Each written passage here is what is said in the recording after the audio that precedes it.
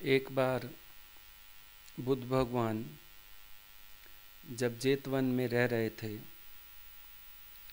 पूर्व दिशा की तरफ अमरावती नगर था और उस नगर में 500 ब्राह्मण रहते थे। उन सब ब्राह्मणों को पता चला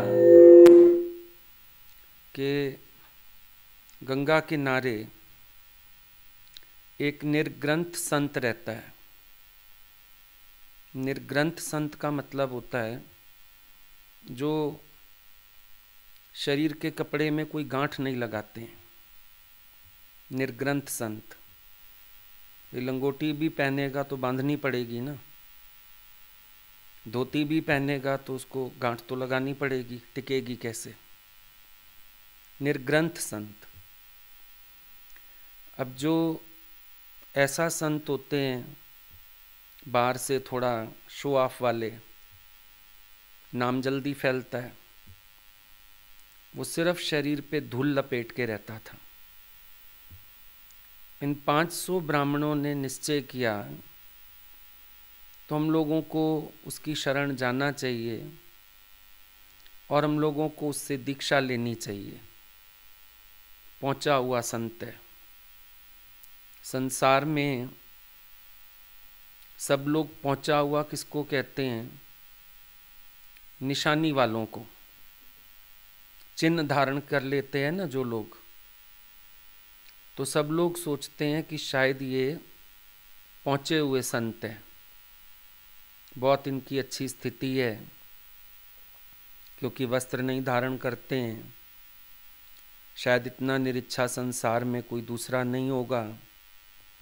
क्योंकि जब हमारा दिमाग भौतिक पदार्थों के लोभ में, तो सूक्ष्म लोभ समझ में नहीं आता है। भौतिक लोभ छोड़ा, लेकिन भौतिक लोभ छोड़ने के पीछे सूक्ष्म मन का लोभ कीर्ति वाला तो है ही, वो तो नहीं छूटा। अगर हमको सच में कुछ नहीं चाहिए, वस्त्र तक का त्याग कर दिया, तो बंद हो जाओ अपना एक गुफा में।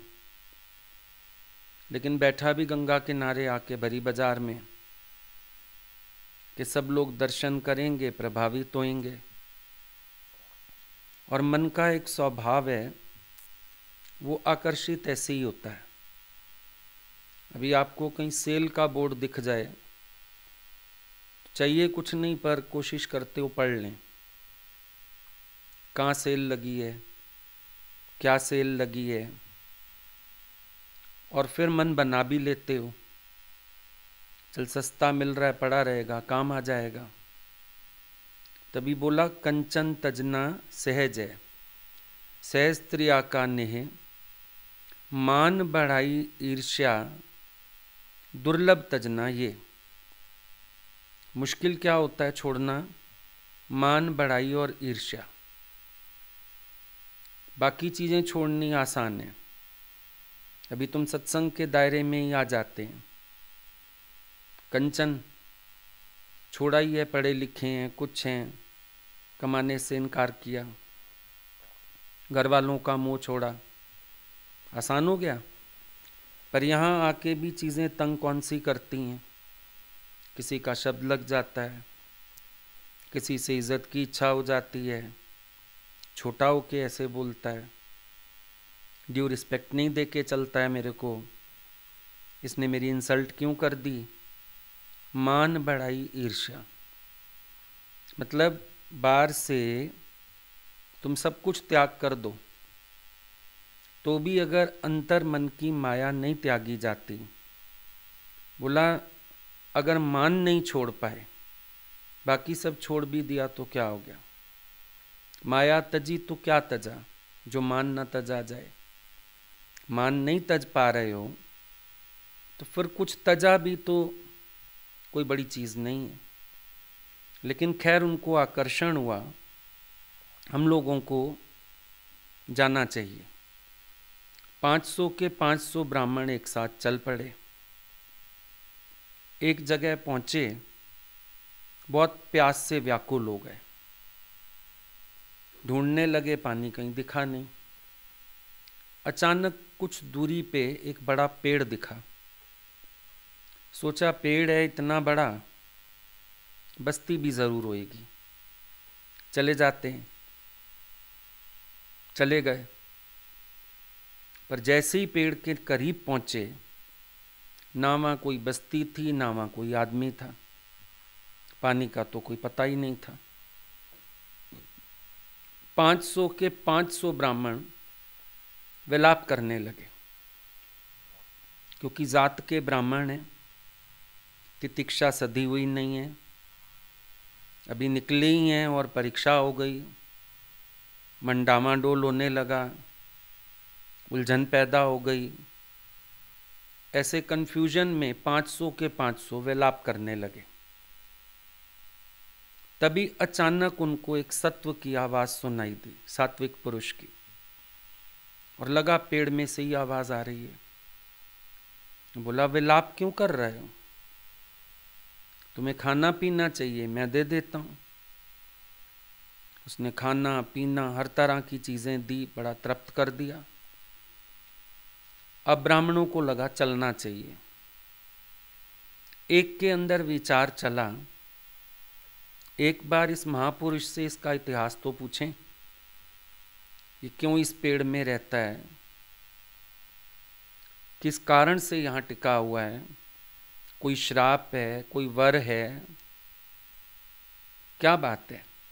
या एक फिर भाव आ जाता है, जिस साधु के चक्कर में हम लोग निकले, शायद उन्हीं की कृपा हुई है, वही तो नहीं कोई रूप बदल के आ गए। तो उससे पूछा, आप हमको कृपा करके अपना इतिहास बताएं। ठीक है, बता देते हैं। बोला जब सुदत्त ने ये जेतवन बुद्ध को भेंट किया था, याद होगा एक बार पहले दृष्टांत बताया था सुदत्त का, कि उसने कैसे मेहनत करके तप करके और मूल्य चुकाया था, पर बुद्ध भगवान के लिए जेतवन लिया था, और बुद्ध भगवान तब से वहाँ रहते भी थे। तो बोला जब उसने ये जेतवन बुद्ध भगवान को दिया था, मैं वहीं पर था। पूरी रात मैंने पेड़ के पीछे छिप के बुद्ध भगवान का धम्मोपदेश सुना था। बहुत अच्छा लगा मुझे। पर सुबह जब मैं अपने घर पहुंचा तो मेरी स्त्री ने बहुत रोया कि मेरे से ऐसी कौन सी भूल हो गई जो आप क्रोधित होकर सारा दिन घर से बाहर सारी रात और किसी दूसरी स्त्री के पास थे। मैंने समझाया, ना तो मैं क्रोधित होके गया, ना मैं पर स्त्री के पास गया, मैं तो पूरी रात भगवान बुद्ध का धम्मोपदेश सुन रहा था। तो बोला मेरी पत्नी बहुत क्रोध में आ गई। बोला वो बुद्ध तो बेवकूफ़ बनाता है, लोगों को धोखा देता है, लूटता है। जो वो गलत शब्द बोल सकती थी उसने बोले। बोला मैं उसका विरोध नहीं कर पाया, और आखिर में जब मेरा अंत समय आया, मैं इसी पेड़ के पास आके और यहीं रम गया। तब से मैं यहाँ पर हूँ। फिर उसने एक गाथा दोहराई बुद्ध भगवान की, जो उसने सुनी हुई थी। बोला यज्ञ यज्ञ आदि सभी दुख का कारण हैं, एक स्थायी बोझ और चिंता के जनक हैं। चिंता से मुक्त होने के लिए और दुख का क्षय करने के लिए आदमी को बुद्ध के सिद्धांत को ही स्वीकार करना चाहिए और ऋषियों के सांसारिक धर्म से मुक्ति पा लेनी चाहिए। ये उसने उपदेश बुद्ध भगवान का एक गाथा दोहराई ब्राह्मणों के लिए, कि ये जो बाहरी यज्ञ हैं ये सब दुख के कारण और चिंता के जनक हैं। दुख के कारण कैसे हैं? क्योंकि हम इच्छा से यज्ञ करते हैं। निष्काम भाव तो पता नहीं किसी को, इच्छा से कर्म करते हैं। और जब इच्छा से कर्म करते हैं तो एक स्थायी बोझ पैदा कर लेते हैं अपने लिए। दिन रात चिंता लग जाती है, इच्छा पूरी होए क्यों नहीं हो रही, क्या मैं यज्ञ अनुष्ठान ठीक से नहीं कर पा रहा, कुछ ना कुछ ख्याल अंदर चलता रहता है, उलझन होती रहती है। और जिन विकारों से मुक्त होना था, दुखों से, चिंताओं से, ऐसा तो कोई समझ में नहीं आता वहाँ पर हिसाब किताब। तो फिर उपाय क्या है? उसने बोला अगर दुखों को क्षय करना है और चिंता के बोझ से भी मुक्त होना है, बुद्ध के सिद्धांत को ही स्वीकार करना चाहिए। क्योंकि बुद्ध का सिद्धांत कोई पर्सनलाइज्ड सिद्धांत नहीं है। देखो फर्क होता है, एक सिद्धांत ऐसे ड्राफ्ट किए जाते हैं जिसमें अगले की अपनी सुख बुद्धि, स्वार्थ बुद्धि, कुछ ऐसी चीजें होती हैं। लेकिन कुछ सिद्धांत ऐसे होते हैं जो हमारे अपने कल्याण के लिए होते हैं। अब इतना तो बुद्धि ईश्वर ने सबको दी है, हर कोई समझ सकता है, परख सकता है कि गुरु का जो ज्ञान है वो कितना निष्काम है और कितना उसमें कोई मिलावट है, पहचान सकते हैं। जैसे एक निरीच्छा भक्त है, वो भक्ति के बदले कुछ चाहता नहीं। शाम तुम होंगे क्षमा, काफूर हो जाऊंगा मैं। कोई निष्काम कार्य करता है, अच्छा वो सबको गुरु की तरफ ही धकेलता रहता है। भाई मतलब इसको खुद को कुछ नहीं चाहिए, वो गुरु की गाथा के सिवाय कुछ गाता ही नहीं है। तो पता चल जाता है कि अगले व्यक्ति के भीतर क्या है। और जब हमको वो बात पता चलती है तो हम पहचान सकते हैं निष्कामता और सकामता दोनों भावों को। अब जब ये कह रहा है बुद्ध के सिद्धांत स्वीकार कर लेने चाहिए, क्योंकि बुद्ध के सिद्धांत बुद्ध के किसी स्वार्थ से नहीं जुड़े। बुद्ध के सिद्धांत हमारे दुखों को क्षय करने वाले और हमें चिंताओं के बोझ से छुड़ाने वाले। बुद्ध नहीं कह रहे मेरी बंदगी करो, बुद्ध ने नहीं कहा सबसे मन निकाल के मेरे में मन रखो। बुद्ध ने ऐसी कोई बात ही नहीं की, गुरु शिष्य परंपरा की बात नहीं की, ठाकुर दास की बात नहीं की। बुद्ध ने तो सत्य के सिद्धांत खोल के आगे रख दिए। ये ब्रह्मज्ञानी की बात आ जाती है कि वो खरा सच खोल के आगे रख देते हैं। तुम्हें मंजूर होवे तो ले लो, नहीं मंजूर होवे तो भी कोई बात नहीं। ना वो तुम्हें अच्छे लगे इसलिए अपने सिद्धांतों में बदलाव करते हैं कि चलो इनको अच्छा लग रहा है, हम थोड़ा कंप्रोमाइज कर लें, क्योंकि उनको कस्टमर्स नहीं बढ़ाने। जैसे खरा दुकानदार होता है, वो दोनों चीज़ें हमारे आगे रख देता है कि भाई देख लो कि क्या तुम्हें चाहिए, दोनों चीज आगे रखता है। आप कहते हो कम कर दो, कहता है ये वाली ले लो। आप कहते हो नहीं चीज तो यही लेनी है, कहता है इसका ये दाम आपको चुकाना पड़ेगा। इसमें कोई कंप्रोमाइज की गुंजाइश नहीं है। ये बात समझने की है कि हम अगर सच लेने आए हैं, महापुरुष सच खोल के रख देते हैं, उसके बाद कहते हैं तुम जानो तुम्हारा काम जाने, बैठना हो बैठो, नहीं बैठना हो नहीं बैठो। एक बार गुरुजी से किसी ने बोला सत्संग थोड़ा कठिन है, भगवान हंसने लगे, बोला कठिन है या सरल है ज्ञान यही है, अब तुम देख लो। अगर तुम बर्दाश्त कर पाओ तो बैठ जाओ, ना बर्दाश्त कर पाओ तो कोई नहीं, हमें कोई फर्क नहीं पड़ता। लेकिन ज्ञान यही है।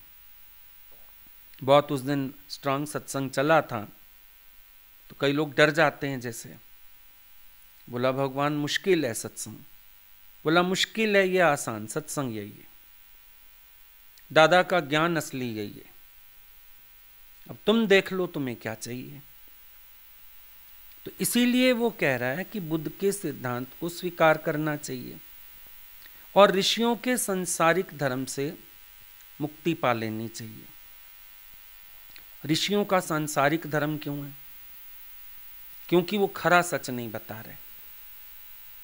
बाहर से साधन तो बता रहे हैं पर परिवर्तन के लिए कुछ नहीं बता रहे।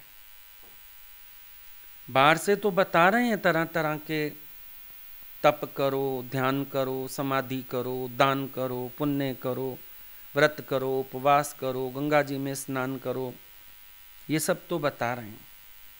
लेकिन सांसारिक धर्म है, क्योंकि इसमें जीव की तृष्णा नहीं मर रही, बल्कि वो इन साधनों से और ही ज्यादा लोभी होता जा रहा है, और ही माया में मन रखता जा रहा है, और ही उसको जागृति नहीं आ रही, और ही निद्रा में जाए जा रहा है।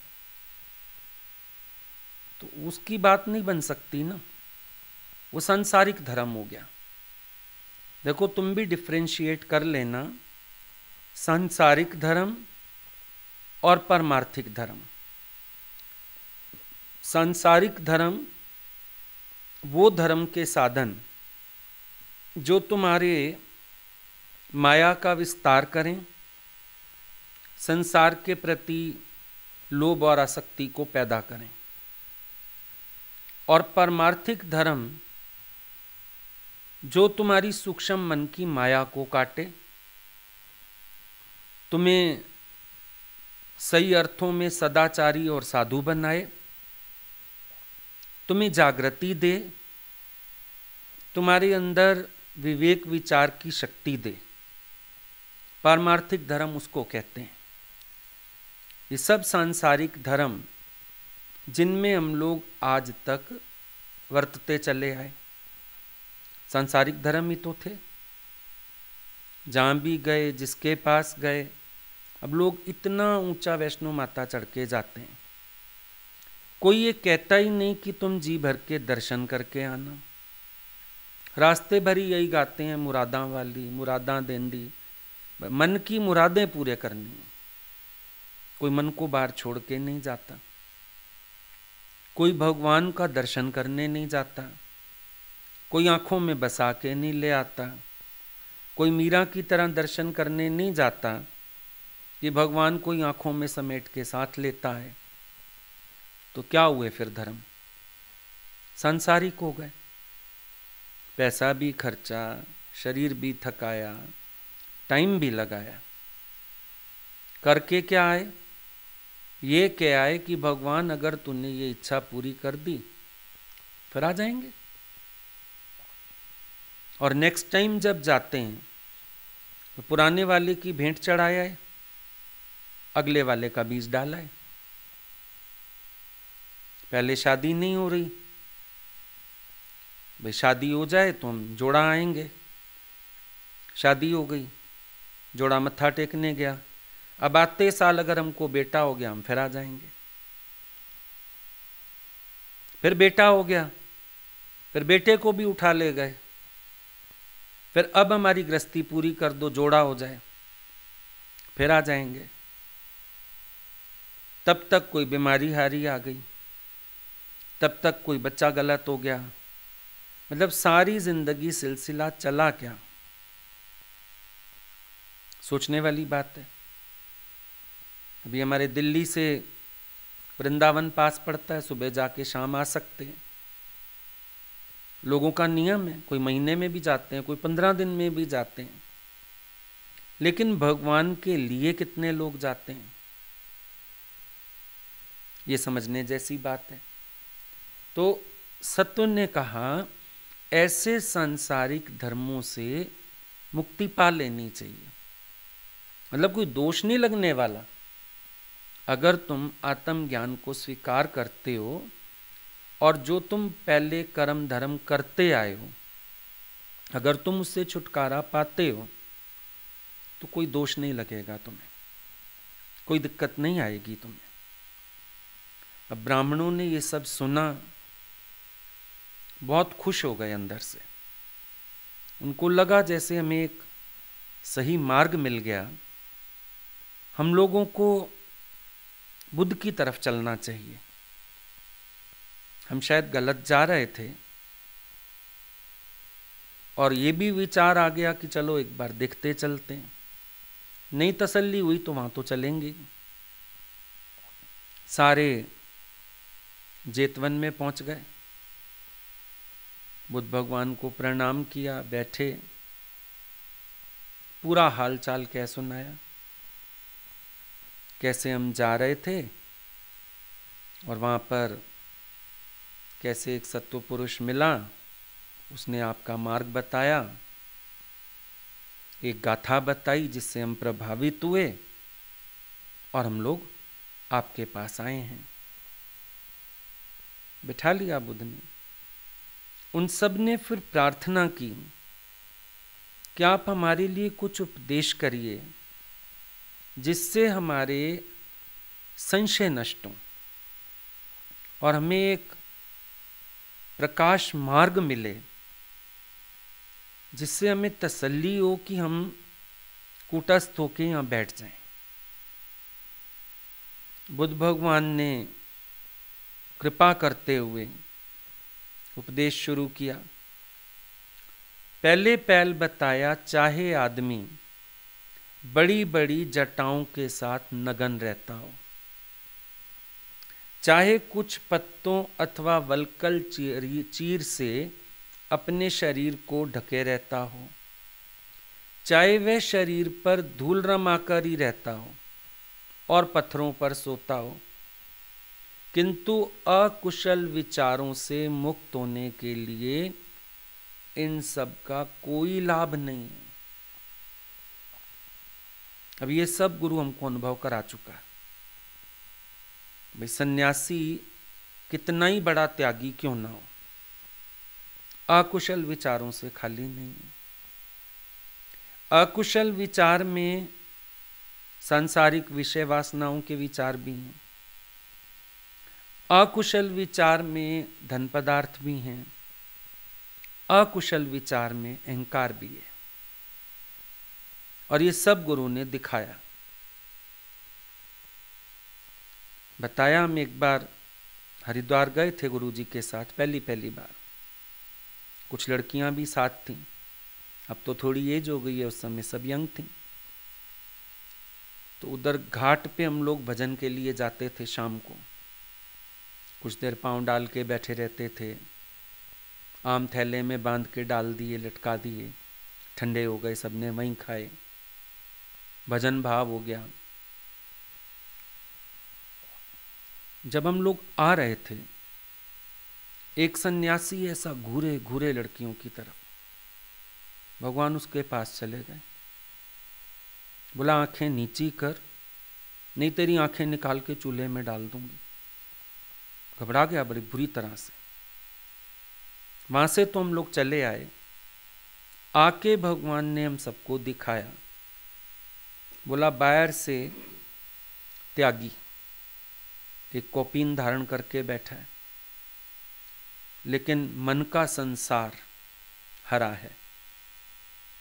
ऐसे ही विश्वामित्र गिरा होगा। समझ में आई बात? बाहर से त्यागी हो जाने से कोई फायदा नहीं होता जब तक अंदर का विकार ना जाए।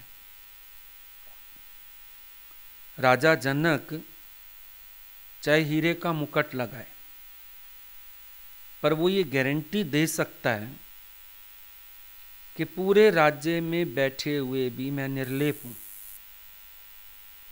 वो ये गारंटी दे सकता है कि जैसे वन में प्राणी अपने को अकेला अनुभव करता है, ऐसा मैं भी अनुभव करता हूं। वो स्थिति सही है। स्थिति शुकदेव की भी गलत नहीं है, पर उन्होंने त्याग नहीं किया।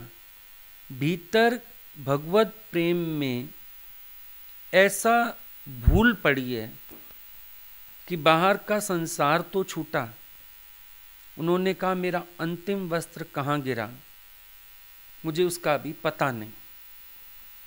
स्थिति फिर वो ठीक है, किसी के त्याग में बुराई नहीं है, पर केवल बाहरी त्याग जिसका आधार वैराग नहीं है उसको त्याग नहीं कह सकते। अंदर आसक्ति रख के बाहर हम त्यागी बने तो पाखंड हो गया ना, स्थिति तो नहीं हुई, पाखंड हो गया वो। भी समझो कोई राम का रोल तो करे, बाहर आके सिगरेट पिए। समझो कोई माता का जागरण तो करे, और जब लंच टी ब्रेक मिले तो अपना सिगरेट विगरेट फूके बैठ के ड्रिंक करे। तो हम उसको भगत थोड़ी मानेंगे, प्रोफेशनल। वो प्रोफेशनल्स हैं। और अंतर देखो ये हो जाता है कि जब कोई खुद अंदरूनी भक्त होता है उससे कईयों को भक्ति जाग उठती है, और जब प्रोफेशनल्स होते हैं तो बस प्रोफेशनल्स हैं, ना किसी को दर्शन, ना किसी की स्थिति, कुछ भी नहीं होता। पहले जागरण बंद कमरों में होते थे, तारा रानी की करामत घट गई। अभी ओपन में सब होता है, नाच गाना, इसके सिवाय कुछ होता नहीं। अंतर हो गया। तो बुद्ध भगवान कह रहे हैं कि भले कोई नगन रहता हो, कोई फर्क नहीं पड़ता। अच्छा चलो, एक बात ये विषय वाली हो गई। फिर माया का रूप दिखाया गुरु ने। माया का रूप क्या दिखाया? भाई जाओ वहां गंगा किनारे, पीछे ही पड़ जाते हैं, दे के जाओ, दे के जाओ, दान करके जाओ, तुम्हें ऐसा लगेगा वैसा लगेगा।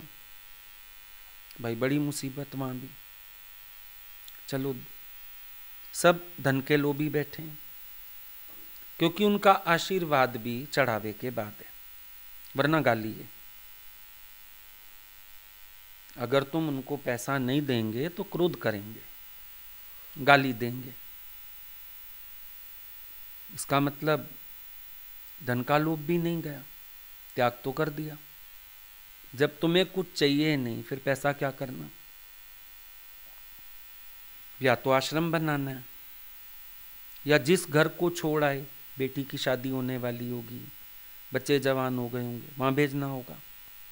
उनकी गतमत जो भी हो, लेकिन धन का लोभ भी नहीं गया। तीसरा दिखाया गुरु ने, घाट पे ही खड़े थे, किसी ने दान करना शुरू किया, सबको 10-10 रुपया दिया। एक दो साधु तो लाठियां उठा के आ गए। भाई आप क्यों मारने आते हो, क्या हो गया? बोला ये 108, इसको 10 रुपया। मैं 1008, मेरे को भी 10 रुपया। वो बोला मेरे को 10,008, मेरा भी 10 रुपया। बराबर थोड़ी है, हमारी उपाधि बड़ी। अगर इसको 10 देते हो, इसको 20 दे, और मेरे तो 50 बनते हैं। उपाधि का झगड़ा वहां भी आ गया। लड़ मरते हैं शिष्य गुरु की गद्दी के लिए, गुरु का कत्ल कर देते हैं गद्दी के लिए। ये माया वहां भी चलती है। अब विचार करके देखो, बाहर से चाहे वस्त्र का त्याग कर दिया, वलकल पहने, पत्तों से ढका, जो भी किया, अकुशल विचारों से तो मुक्ति नहीं हुई किसी भी प्रकार के। सांसारिक विचार तो साथ रहे। गए क्या करने थे? हम जब सन्यास की तरफ बढ़ते हैं, परमार्थ की तरफ बढ़ते हैं,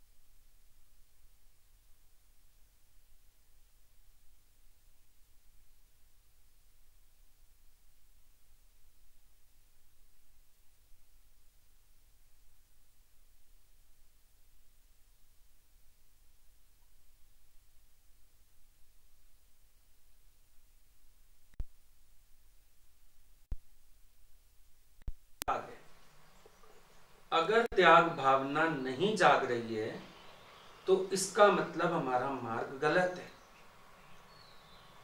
अचाह पदार्थों से होने को नहीं कहते, अंदर से किसी प्रकार की चाहना उत्पन्न ना होना, इसको अचाह होना कहते हैं। किसी प्रकार की कामना उत्पन्न नहीं हो रही है, जिसको गीता में भगवान सर्व कामनाओं का त्यागी,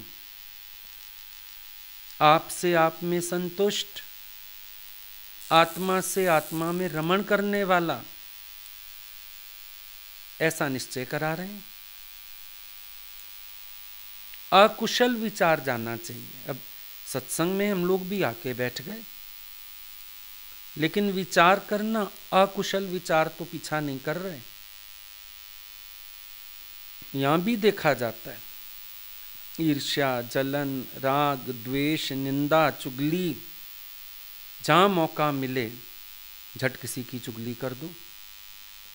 कोई किसी की प्रशंसा कर रहा हो, झट उसकी 4 निंदाएं सुनाओ, ताकि ये वहां से हटे, उसको प्यार ना करने लगे।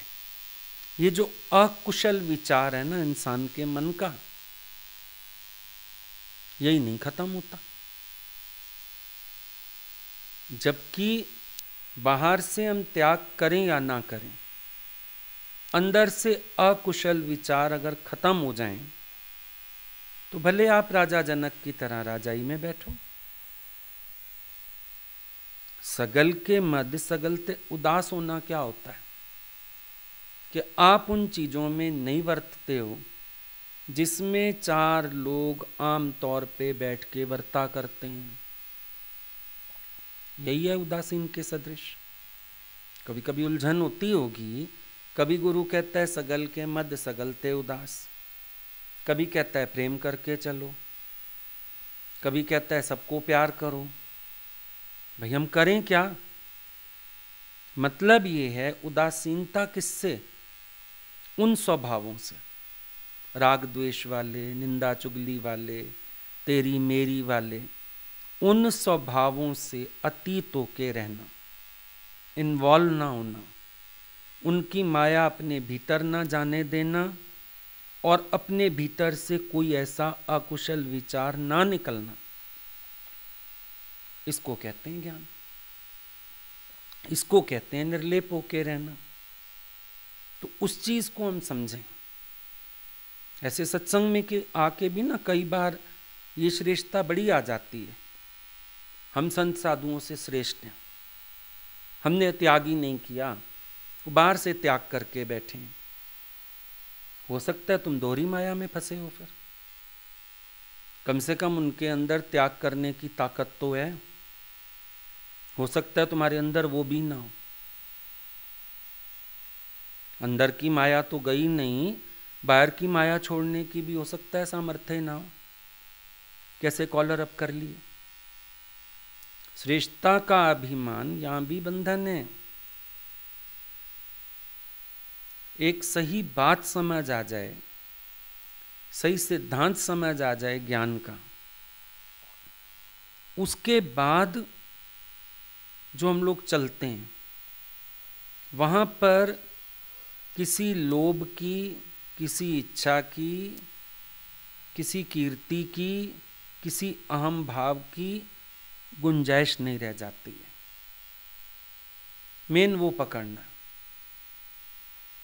ये जो सब सन्यास की धारणा मान रहे हैं, ये तो इतना ही है कि जैसे शरीर की बात है। अब शरीर ने वस्त्र पहना या नहीं पहना, इससे मन को क्या फर्क पड़ रहा है? और अगर मन प्रभावित है ज्ञान से, तो शरीर को जैसा भगवान चलाएगा, कोई उलझन नहीं। जय विधि राखे राम, तई विधि रहिए।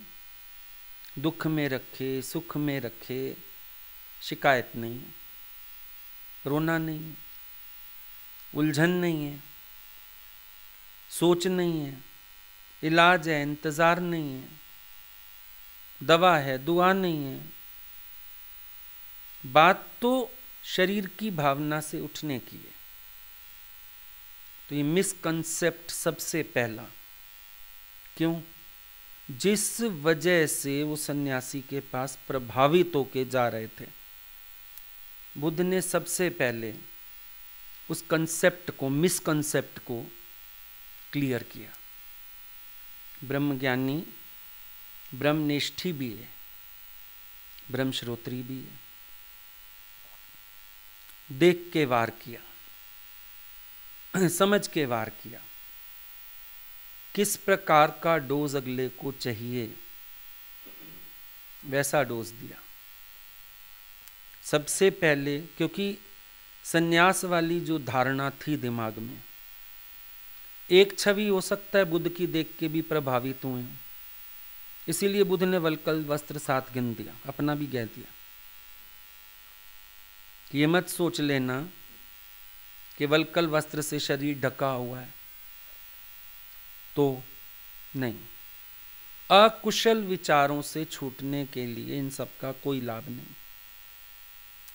मतलब तुम मेरे यहां भी आ जाओ, दीक्षा ले लो, वलकल वस्त्र ले लो, पर अकुशल विचार से छूटने में ये मदद नहीं करेगा। ये सिर्फ दुनिया से अलग कर देगा, तुम्हें याद दिला देगा कि तुम कुछ अलग हो, तुम्हारा धर्म ये सब नहीं है। क्योंकि हो सकता है उनके दिमाग में हो, चलो वो तो नगन रहता है, ये वलकल वस्त्र पहनते हैं। बुद्ध ने वो भी क्लियर कर दिया, कपड़ा बदल लेने से किसी के विचार नहीं बदल जाएंगे।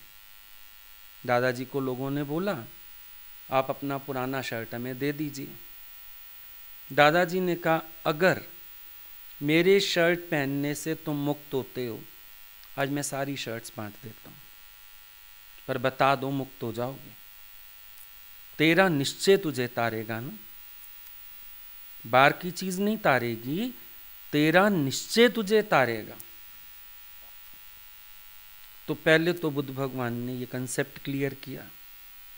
फिर दूसरी बात बताई, लेकिन जो ना किसी से कलह करता है और ना किसी की हत्या करता है, जो अग्नि में भी किसी का नाश नहीं करता और जो किसी को पराजित करके स्वयं विजयी भी नहीं होना चाहता, जिसकी सभी के प्रति मैत्री भावना होती है, ऐसी स्थिति में द्वेष और घृणा का कोई आधार नहीं रह जाता।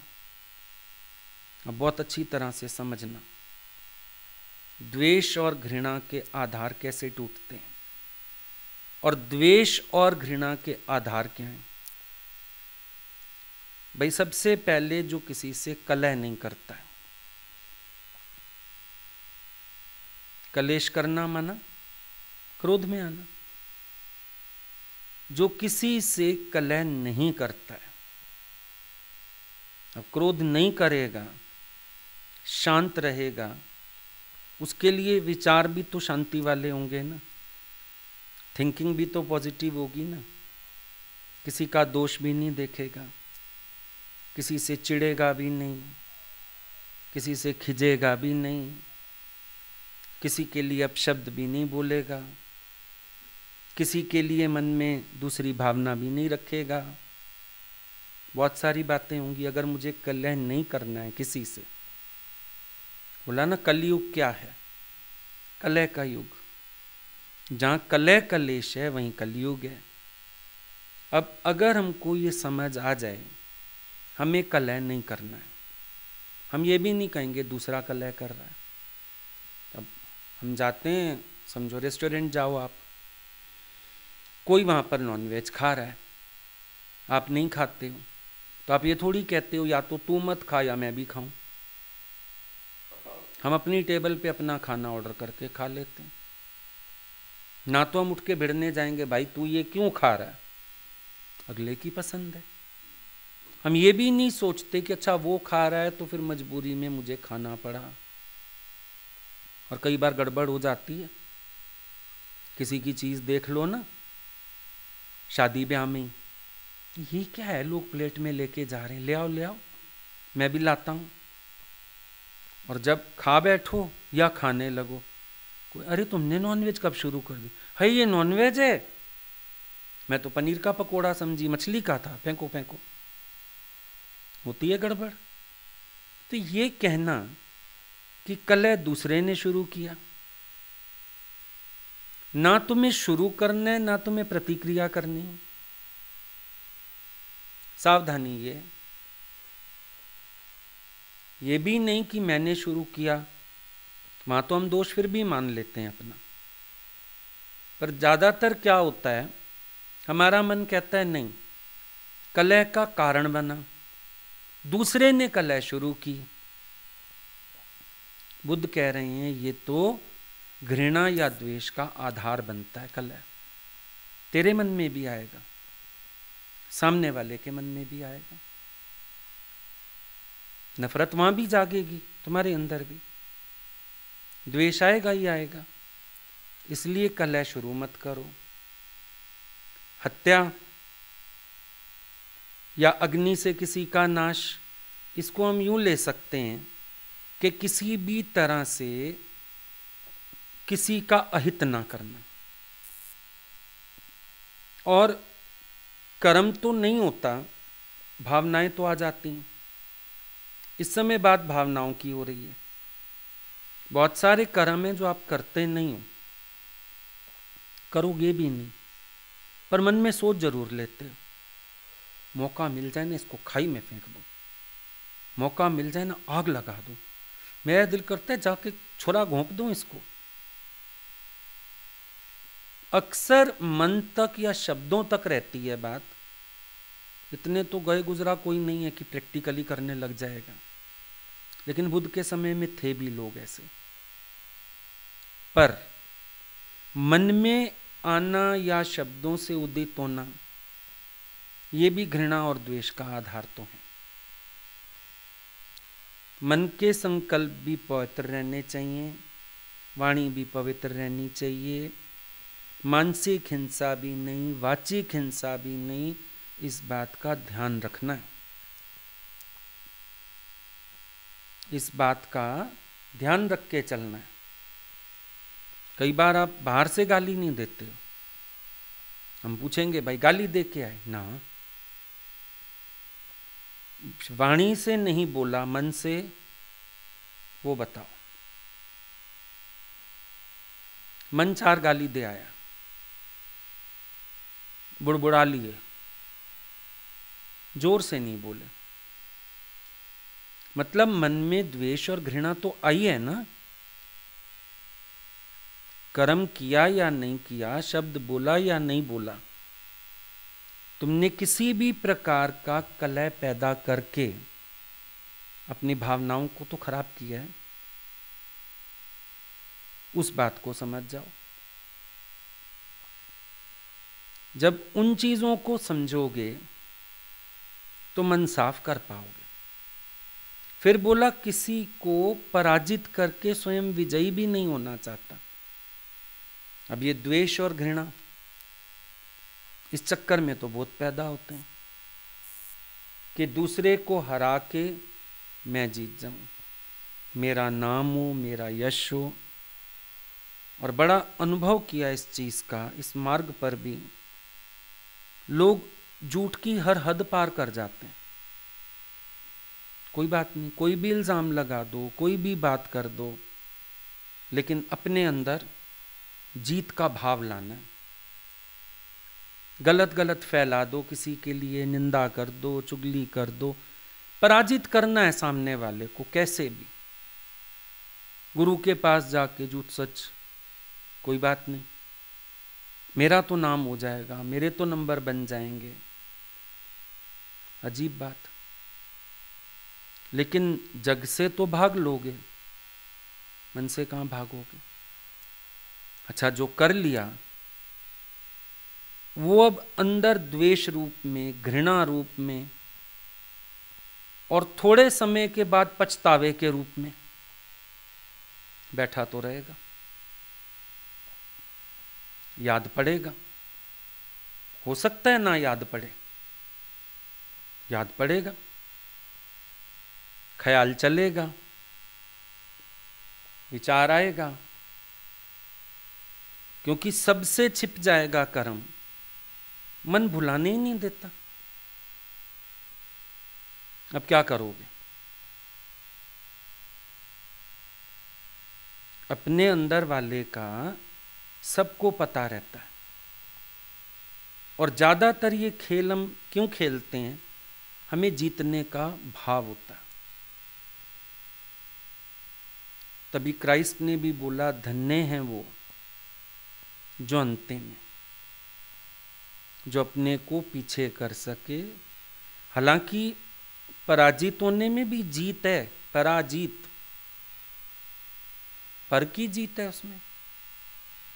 अब एक बच्चा है, आप उसके साथ खेलते हुए हार जाते, आपको खुशी आती है। समझो हमारे साथ खेलने बैठो, अब आप नोइंगली हारते हो, क्योंकि आपको लगेगा नहीं इनसे मैं कैसे जीतूं, नोइंगली हारोगे। पर उस हार को हार नहीं, चार लोग पूछे कौन हारा, कौन जीता, हाँ वही जीते, खुशी से बताओगे।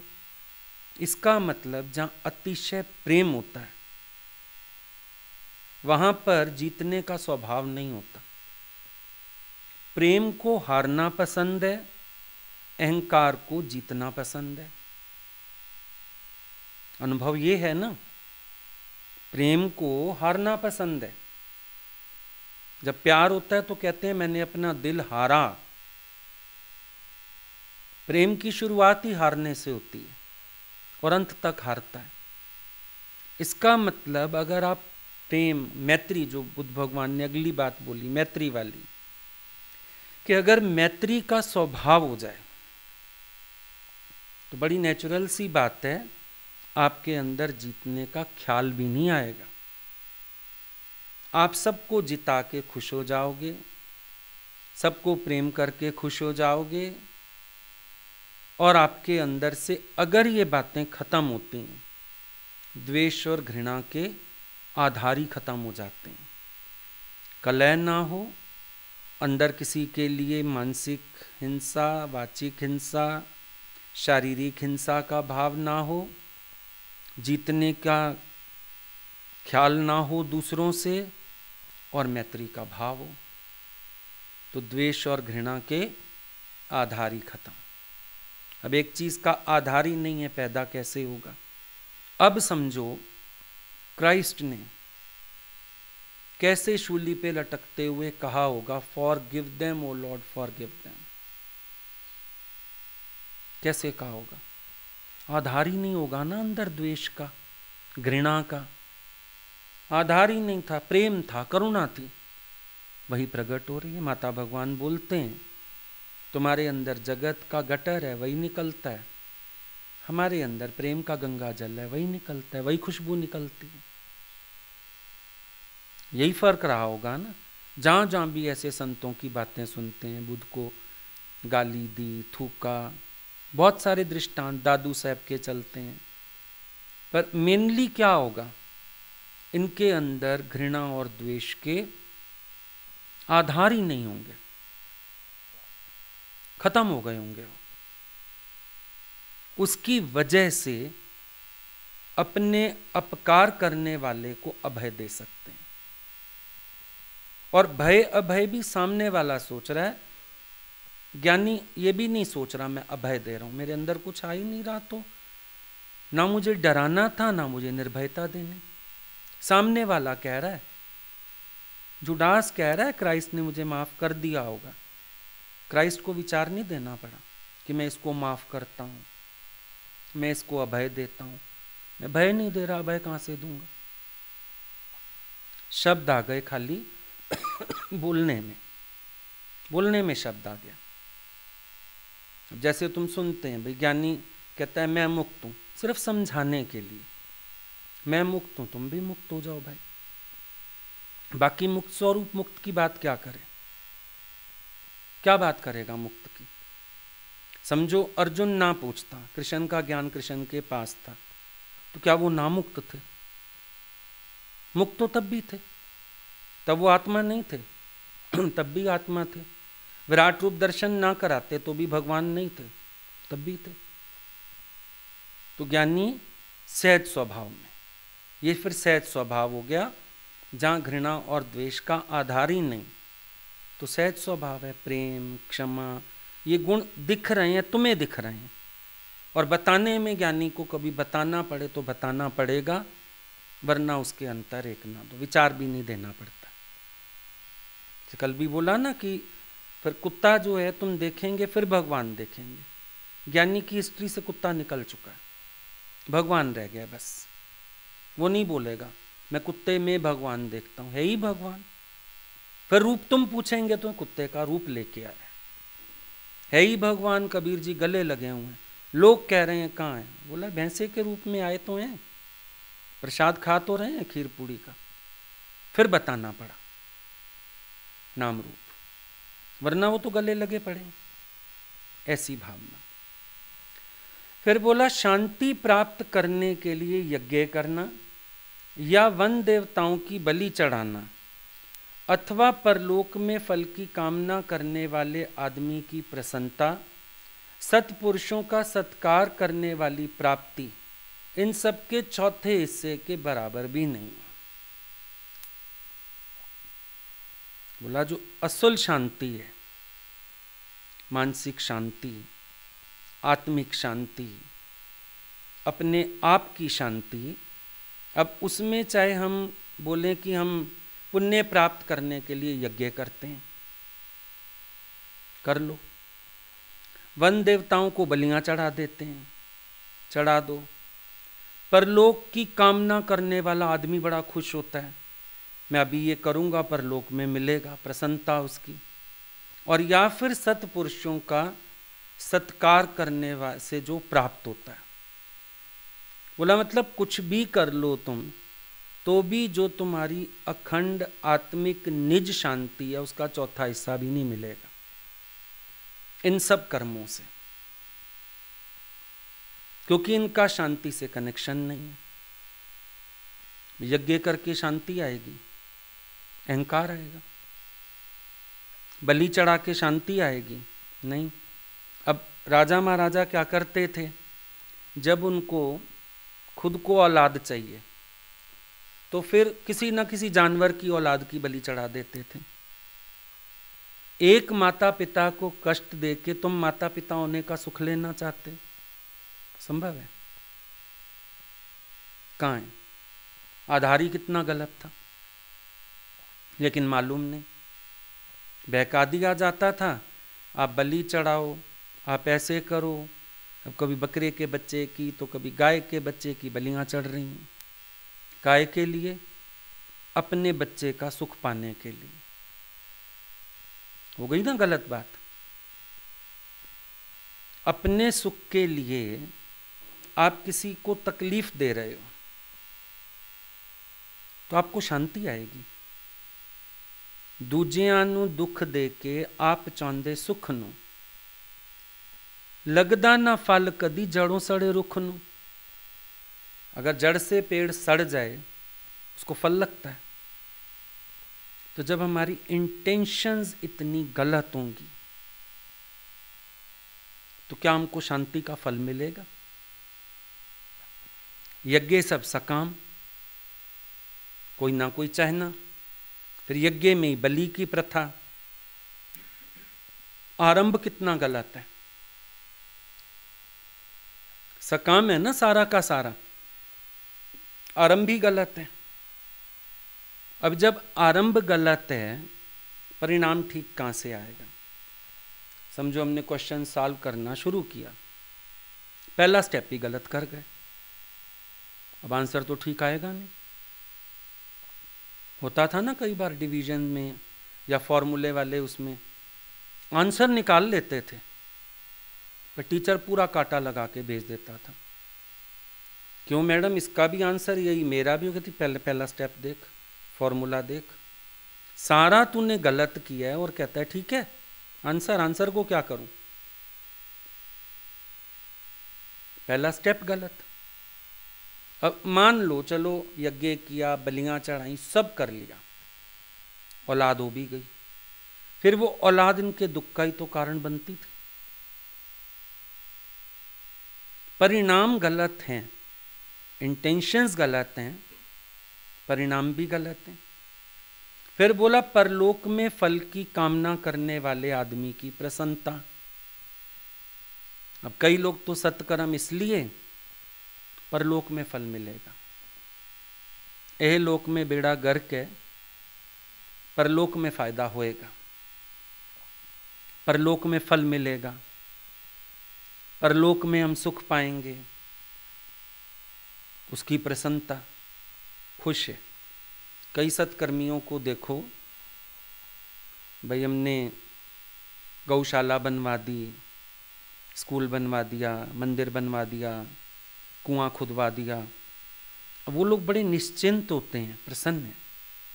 एक तो अहंकार से प्रसन्न है, दूसरे इस बात से प्रसन्न है कि शायद परलोक में इस सब का फल मिलेगा ही मिलेगा, हम तो भगवान के समधी होके पहुंचने वाले हैं। ऐसे व्यक्ति की प्रसन्नता, पर वो ऊपरी है प्रसन्नता, अवेटेड है, पता नहीं ना सत में बद भी हो चुका हो, शंका तो है, पर आत्मिक शांति का चौथा हिस्सा भी नहीं। बुद्ध बस ये क्लियर कर रहे हैं।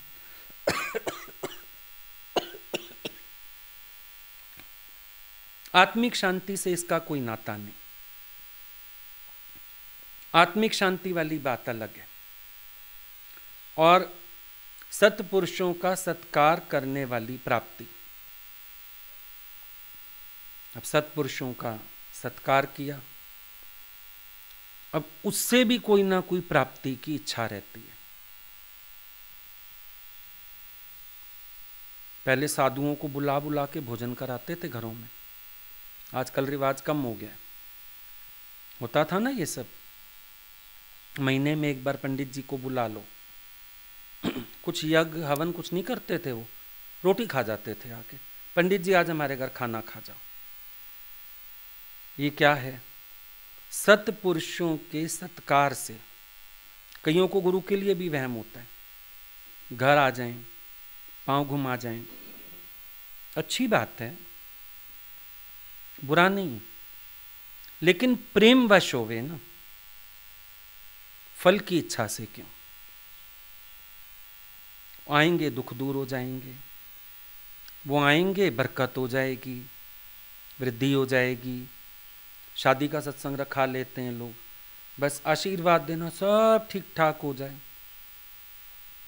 तुमने तो कॉन्ट्रैक्ट साइन कराने के लिए बुलाया, बस कोई नाराज ना होके जाए, बरकत रहे, फलान रहे। तुम्हारे यहाँ तो 2 रोटी बड़ी महंगी हो गई भाई।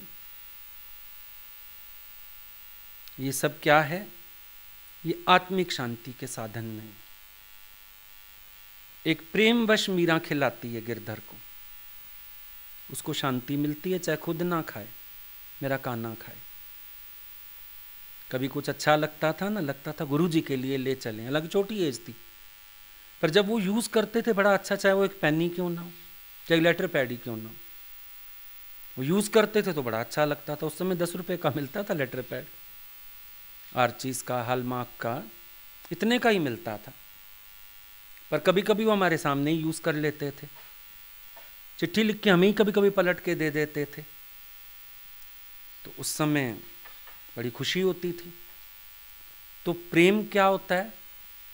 फल की कामना वाला नहीं होता, प्रेम अच्छा होता है। तो सत्पुरुषों से कोई भी लिंक, कोई भी व्यवहार, कोई उनकी सेवा, कोई उनका सत्कार, अगर इसमें भी तुमने कुछ मांगा तो भी तुम आत्मिक शांति से वंचित रह जाओगे। यह आत्मिक शांति की बराबरी नहीं। तो बताया जो सदाचरण और दूसरों के प्रति सम्मान की भावना रखता है। थोड़े में उनको ब्राह्मणत्व बता दिया, क्या है?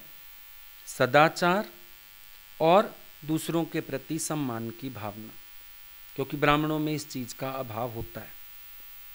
जो लोग पंडिताई करते हैं खास तौर पे सम्मान तो देते ही नहीं किसी को, कर्कश होते हैं और आचरण अच्छा नहीं होता। क्रोध उनके सिर पे ही बैठा रहता है। तो बुद्ध ने सही ब्राह्मणत्व समझाते हुए बोला, जो सद आचरण और दूसरों के प्रति सम्मान की भावना रखता है, जो वृद्धों का आदर करता है, उसे ये 4 प्रसन्नतापूर्ण परिणाम उत्तरोत्तर प्राप्त होते हैं। क्या परिणाम मिलते हैं? सौंदर्य, शक्ति, जीवन और शांति। सौंदर्य, आत्मिक सौंदर्य की बात हो रही है। शक्ति माना आत्मिक शक्ति जागती है।